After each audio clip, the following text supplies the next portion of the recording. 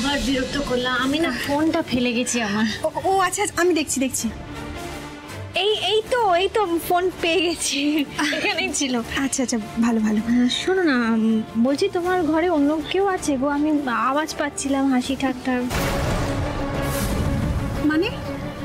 আওয়াজ শুনতে পাচ্ছিলাম হাসি ঠাট্টার। ও আচ্ছা, এবার বুঝেছি। এফএম শুনছিলাম।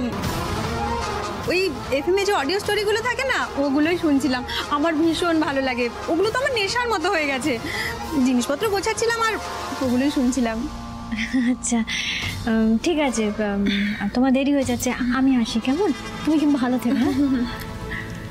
আসি।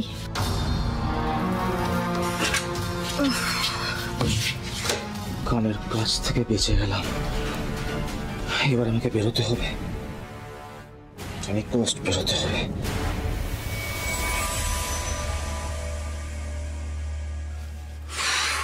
বৌদি ভাই যে কখন আসবে না বলে বেরোতেও পারছি না, এদিকে লেট হয়ে যাচ্ছে, রোশনি ওয়েট করবে, চেঞ্জও করতে হবে। আমি বেরিয়ে পড়ি।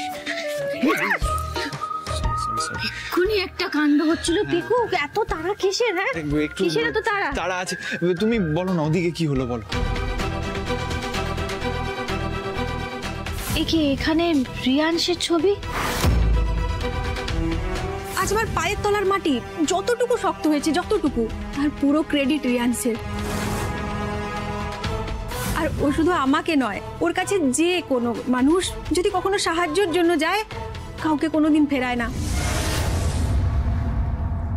আমার মনে হয় আমরা না এই ছেলেটার ব্যাপারে একটু বেশি ভেবে ফেলছি, বুঝলে? এত ভাবাটা উচিত হয়নি। দেখো, জামাই দাদা স্বীকার করতে চাইছিল না, কিন্তু ওর কথাবার্তায় তো বোঝা গেল যে নেশা করেছিল। আর হয়তো ভাই আর জামাই দাদা রিয়াংশকে জোর করেছে, তাই রিয়াংশ জিনিসগুলো, ওই বোতলগুলো ওখানে নিয়ে এসছে, ওরা সবাই মিলে নেশা করেছে, তারপর নাচানাচি করেছে, হতেই পারে। না বৌদি, তুমি যাই বলো, আমার কিন্তু এখন একটা খটকা লাগছে, মন মানতে চাইছেন। আচ্ছা ঠিক আছে, আমি এসব নিয়ে পরে ভাববো, এখন আমি বেরোলাম, খুব তাড়া আছে। রশনি ফোন করেছিল, তাই সেখানে যাচ্ছ? হ্যাঁ ওখানেই যাচ্ছি এবার, কিন্তু আমি বেরোচ্ছি, খুব তাড়া আছে। ও শোনো ভুলে গেছি, বলছি আমি সব রান্নাগুলো করে গেছি, বড় মার রান্নাটা কিচেনে চাপা দেওয়া আছে। আর ভাই আমি সব সামলে নেবো, তুমি যাও, শিগগিরই যাও। আমার রায়বাগিনী ননদিনীকে রাখিও না, কেমন? আমারও চিন্তা, আমি আসছি। হ্যাঁ থ্যাংক ইউ। ওরে বাবারে, বড্ড ক্লান্ত লাগছে আজকে, আর পারছি না আমি। রে, সবকিছুর মাঝে তো ওষুধটা খেতেই ভুলে গেছি। কোনোভাবে যদি অগ্নিদেব জানতে পারে, তাহলে আমার আর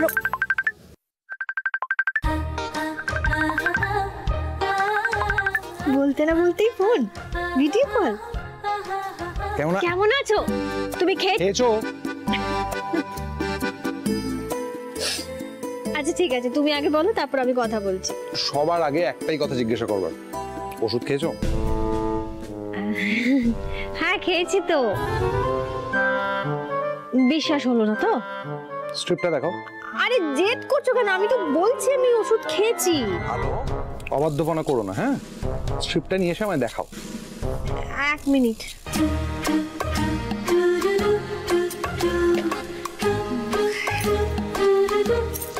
এই তো। হোপলেস। না দেখো, আমি কিন্তু রোজ মনে করে ওষুধটা খাই, আজকে ভুলে গেছি, আজকে ধরা পড়ে গেলাম। হ্যালো, আমরা একসাথে 15 বছর আছি। তারপরে তোমাকে মানুষ করতে পারলাম না। ভালো আছে, যা তো ভুলে গেছি। এতদিন পর ফোন করলে কোথায় একটু অন্য কথা বলবে, তা না আমি ওষুধ খেয়েছি কিনা এইসব জিজ্ঞেস করছো। এই টিকটিক করলে কি মনে হয় জানো তো? কি মনে হয় আমরা যমজ ভাই বোন। এই একদম বাজে কথা বলবে না, আমি আমার আলোর প্রেমে এখনো পাগল। এত দূরে এসে আরো বেশি করে মনে হচ্ছে। আর চুমু খা। আমি ওসব পারবো না। আরে তুমি একটা কাজ করো, ফার্স্ট চোখ বুঝো, চোখটা বুঝে তারপর কল্পনা করো আমি তোমার সামনে দাঁড়িয়ে আছি, তারপর যেরকম ইচ্ছে সেরকম ভাবে একটা। তুমি মুখটা বন্ধ রাখবে? তুমি চুপ করে একদম এসব কথা বলবে না। আমি ফোনটা রাখছি, আমি রাখলাম। বেশ, এই আমি চোখ বন্ধ করলাম, চোখ খুলে যেন আমি তোমাকে দেখতে পাই।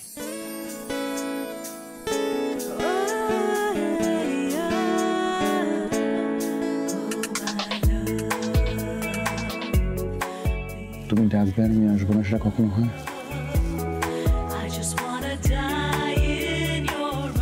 কতদিন তুমি আমার জন্য সাজনি, সাজবে আজ? আমার স্বপ্ন জুড়ে তুই আর তোর চিন্তারা শুধুই ঘুরে ফিরে যাচ্ছে বারে বার, আর কোনো রাস্তা নেই আমার। বল না তোর দোহাই, প্রেম ভাষাই কোন জলে। ও মালা আধুরে আলা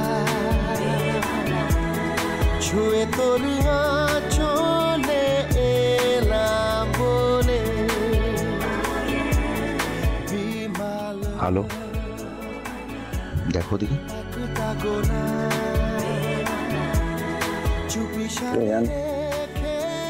তোকে আমি যত দেখি তত চোখ ফেরাতে পারি না।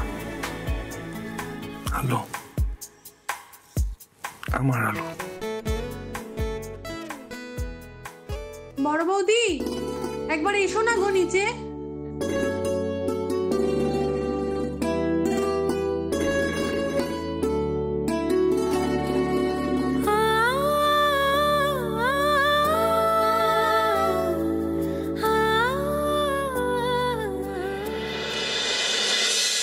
সরি। কিসের জন্য? এই যে আমার জন্য তোর একটু দেরি হয়ে গেল, মানে আমি দেরি করিয়ে দিলাম তাই। পিকু, আমি দেরি করতে না চাইলে তুই আমাকে দেরি করাতে পারতিস। জানিস লাস্ট কদিন ধরে আমি তোর কথা খুব ভাবছিলাম, খুব মিস করছিলাম তোকে। আমিও। তোকে একটা কথা জিজ্ঞেস করবো রশ্মি? কি? তুই আমাকে ভালোবাসিস তো? পিকু, তোর এখনো কোনো ডাউট আছে? পিকু না, ডাউট হয় না, মানে আমি তোকে সন্দেহ করছি না, কিন্তু আমি তো এখনো নিজের পায়ে দাঁড়াইনি। বল, আমার তো স্টেবল হতে একটু টাইম লাগবেই। আমি চেষ্টা করব প্রথমেই যে চাকরিটা আমি পাবো যাতে সেটা ভালো হয়, একটা ভালো স্যালারি পাই, কিন্তু কোনো গ্যারান্টি নেই তো। আর সংসার করতে গেলে তো একটা ভালো চাকরি, ডিসেন্ট স্যালারি লাগবে। বল। আচ্ছা, আমি কি এই কথাগুলো জানি না? মানে তুই আজকে হঠাৎ করে এই কথাগুলো কেন বলছিস?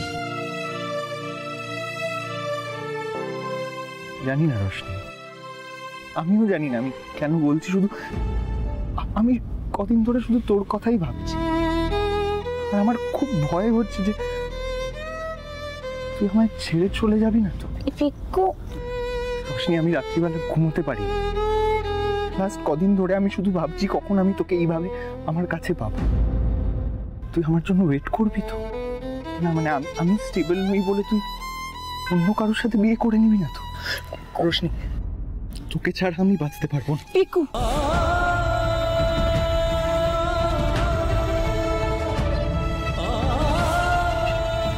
এই কথাগুলো আর কখনো বলবি না তুই, প্রমিস কর।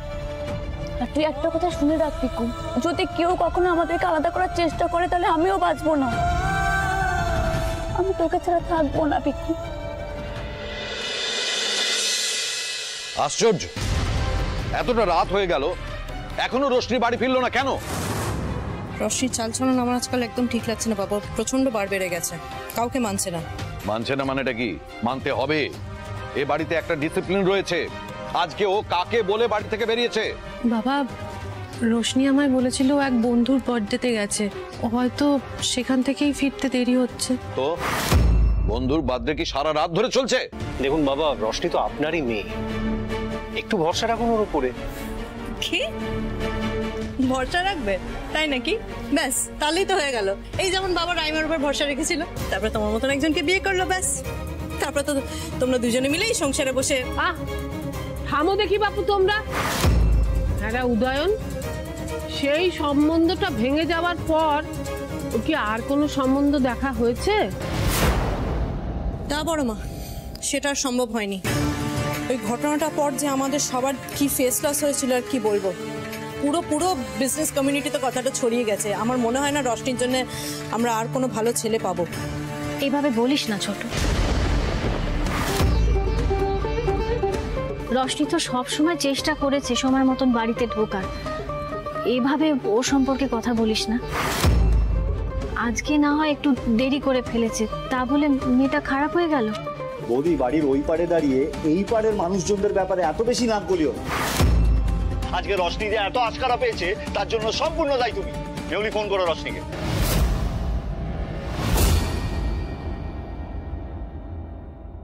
আবার কবে দেখা করবি? জানি না। উফ, এই ছোট বৌদি না। ফোনটা ধরলি না কেন? এই কোনো দরকার নেই রে। রোশনি দেখ, অনেক রাত হয়ে গেছে, আমি তোকে বাড়িতে এবার ড্রপ করে দিচ্ছি, নইলে কিন্তু অশান্তি হবে। আমি এখন কোথাও যাব না, এই আমি বসলাম ব্যাস। রোশনি, কেন বাচ্চাদের মতো করছিস? অনেক লেট হয়ে গেছে, এখন যদি আমি তোকে ড্রপ না করি বাড়িতে অশান্তি হবে। সেটা কি আমার ভালো লাগবে? বল, তুই ঝাড় খেলে আমার ভালো লাগবে? চল, তাড়াতাড়ি দেখা করবো, প্রমিস।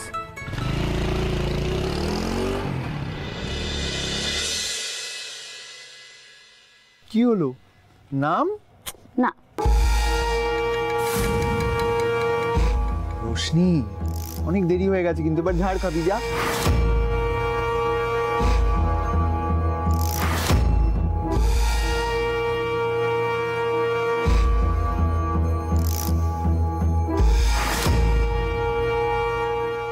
আচ্ছা মামুনি, এই ব্যাপার। তুমি তো সোজা আঙুলে ঘি ওঠার নও, আঙুলটা বেঁকিয়েই ঘি তুলতে হবে তাহলে। Good night. Good night.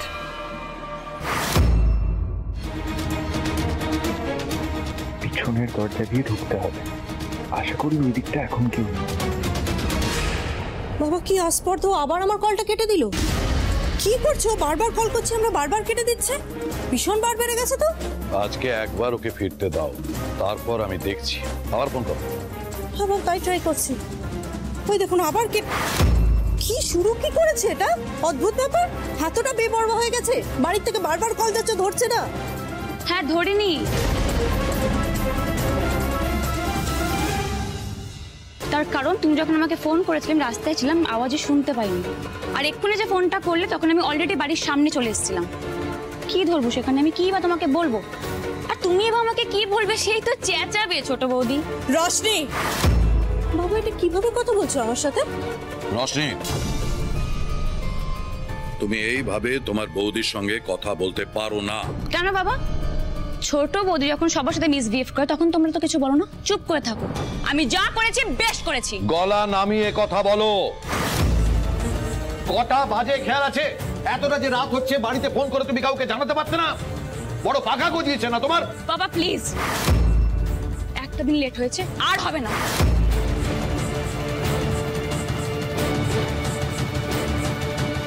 দাঁড়াও। কাকে তেজ দেখাচ্ছিস রশনি? বড়দের সাথে কিভাবে কথা বললি? বলতে বাধ্য হয়েছি বৌদি ভাই, এবার তো আমার কোনো ফ্রিডম নেই। একদিন লেট হচ্ছে বলে এতগুলো কথা শুনতে হবে আমাকে? শুনতে হবে রশনি, তুই তো কাউকে বলে যাসনি তুই কটায় ফিরবি, কোথায় যাচ্ছিস। বলে গেছিলিস কি? সবাই চিন্তা করছিল, তুই তো আমাকে বলতে পারতিস, আমি ম্যানেজ দিতাম। বৌদি ভাই প্লিজ, আমার ভালো লাগছে না, ট্রাস্ট মি। সামান্য একটু লেট হয়েছে, মাঝরাত হয়ে যায়নি যে আমাকে এতগুলো কথা শুনতে হবে ওদের কাছ থেকে। রশনি, বাবা মার বয়স হয়েছে, ওনারা তোকে নিয়ে চিন্তা করেন, তাই কথাগুলো বলেছেন। রাগ করেন লক্ষ্মী মা আমার, মাথা ঠান্ডা, মাথা ঠান্ডা, সব ঠিক হয়ে যাবে। রাগ করতে নেই, অত রাগ করতে নেই।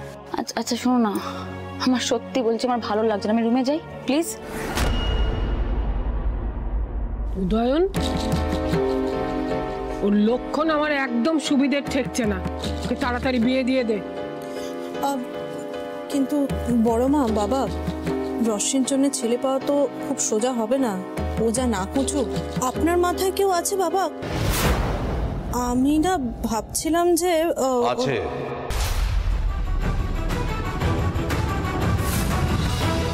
বাবা এত তাড়াতাড়ি ছেলে পেয়ে গেল রশ্মির জন্য? বাবা আপনি কার কথা ভেবেছেন? মানে আমার তো কেউ মাথায় আসছে না, আপনি কি আলাদা করে? মেহুলি, এত উত্তেজিত হো না, আমি বলছি। বড় মা, আমি ভাবছিলাম আমাদের রোশনির জন্য রিয়ান্স কেমন হবে।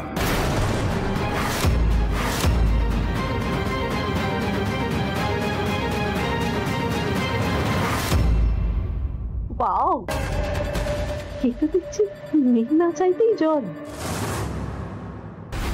Excellent choice. আমার তো ওই ছেলেকে প্রথম থেকেই পছন্দ। হ্যাঁ হ্যাঁ ঠিক, হ্যাঁ বাবা। বাবা কিন্তু আমাকে তো একবার রিয়াংশের সাথে কথা বলতে হবে না, মানে ওকে না। হ্যাঁ বলো বলো বলো, কথা বলো, কিন্তু সেটা খুব তাড়াতাড়ি, কারণ আমাকে যা ডিসিশন নেওয়ার সেটা আজই নিতে হবে।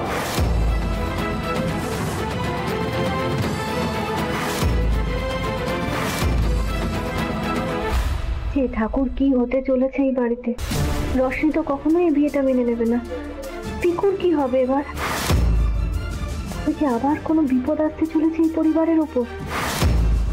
দ্যাটস অ্যামেজিং বাবা, প্রস্তাবটা খুব ভালো। আমিও তো চাই রশ্মি একটা খুব ভালো বাড়িতে একটা ভালো ছেলের সাথে বিয়ে হোক। আর রিয়াংশের মতো তো রশ্মির জন্য ছেলে হবে না, কিন্তু আমার একটা দুশ্চিন্তা হচ্ছে। দুশ্চিন্তা কিসের মেউলি?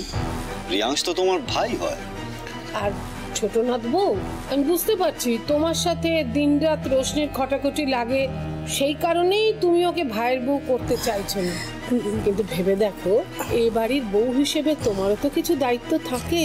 নিশ্চয়ই বড় মা, একদমই আছে, এবং আমি সেই কর্তব্যটা সব সময় পূরণ করার চেষ্টা করি। কিন্তু কি করব বলুন তো, আপনারাই তো সব সময় আমাকে দূরে দূরে ঠেলে দেন আর দিদিভাইয়ের সঙ্গে তুলনা। থাক না ছোট এসব কথাগুলো, এখন থাক। এত বাকবিতণ্ডার তো কিছু নেই। মেহুলি, তুমি আগে রিয়ান্সের সঙ্গে কথা বলো। হ্যাঁ বাবা, আমি কথা বলবো, আমি নিশ্চয়ই কথা বলবো, কিন্তু আমার আপনাকে একটা জিনিস জানানোর আছে। রিয়ান্সটা নিজের লাইফ পার্টনারের ব্যাপারে ভীষণ খুঁতখুঁতে। এর আগে ওর অনেক সম্বন্ধ এসেছে, কিন্তু ও না সবাইকেই না বলে দিয়েছে।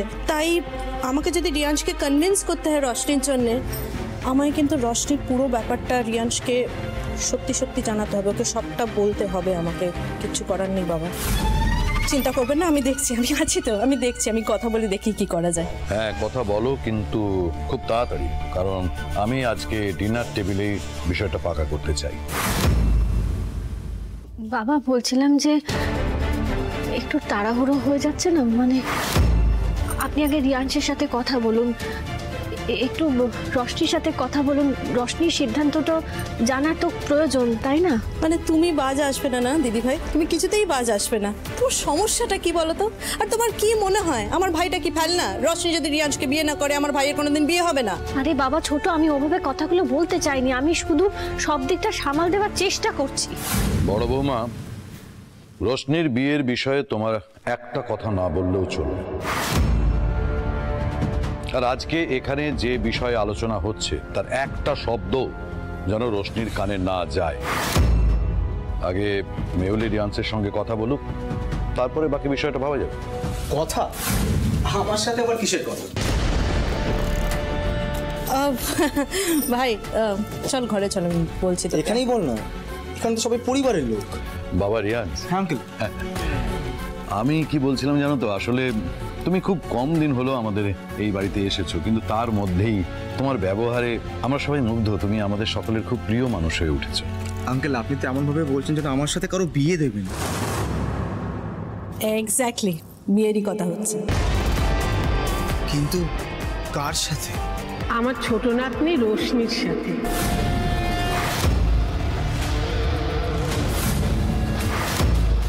রশ্মি জানতে পারলে যে কি করবে, আমার তো মাথায় কিছুই আসছে না। রশ্মির জন্য আমারও চিন্তা হচ্ছে। কিন্তু আমি তো এই বিয়েটা করতে পারবো না।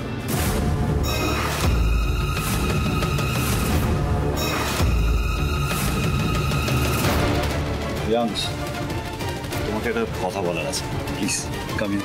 বলছিলাম, দেখো রশ্মি কিন্তু খুব ভালো মেয়ে। হ্যাঁ গো বাবা, একটু মেজাজে ঠিকই, কিন্তু মনটা আমাদের মেয়েটার বড্ড ভালো। দেখো রিয়ান্স, নিজের মেয়ে বলে বলছি না, রশ্মি কিন্তু ভীষণ স্মার্ট। দেখো সবাই তো আমেরিকায় গিয়ে ওই আদব কায়দায় নিজেকে মানিয়ে নিতে পারে না, কিন্তু আমার বিশ্বাস যে আমার মেয়ে সেটা পারবে।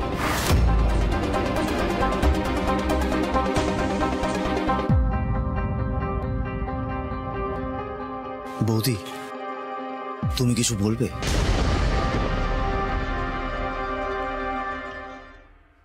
বাবা রিয়ান্স, তোমাকে একটা কথা বলি।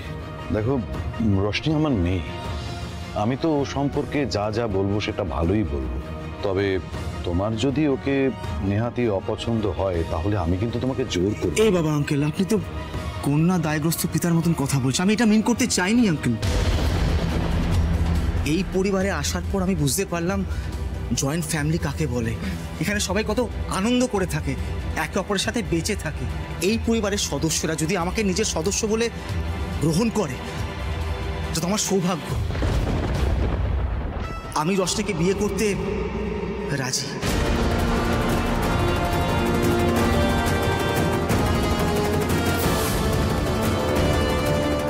থ্যাংক ইউ, আমি খুব খুশি হয়েছি। এই না না, থাক থাক, আজ থেকে তোমার স্থান আমার বুকে। ভালো থেকো বড় মা। কংগ্রাচুলেশনস। কিন্তু আমার একটা শর্ত আছে। শর্ত? হ্যাঁ, রোশনি যদি রাজি থাকে তাহলে আমি বিয়েটা করব। আমি ওকে ফোর্স করতে চাই না, আর আশা করছি আপনারাও সেটাই করবেন। গলাটা শুকিয়ে গেছে। পেয়ারে মোহন ভাই, একটু জল খাওয়াবি? পেয়ারে মোহন তো ভাই বাড়িতে নেই। সে সকাল থেকে ঘ্যানোর প্যানোর করে বৌদির থেকে পারমিশন নিয়ে তার দেশওয়ালি সিনেমা দেখতে গেছে। ওড়িয়া মুভি? হ্যাঁ। ও মানেটা কি দিদি ভাই? তুমি পিয়ারে মোহনকে পাঠিয়ে দিলে সিনেমা দেখতে? হ্যাঁ, সকাল পেরিয়ে রাত হয়ে গেল, এখনো বাড়ি ফেরেনি। কি আবার কি? ছোট ও বাড়ির সব কাজ করে তারপর বেরিয়েছে। রিয়াংশ, আমি তোমার জন্য জল এনে দিচ্ছি। না না বৌদি, তুমি কেন আনতে যাবে? আমি গিয়ে নিয়ে আসছি।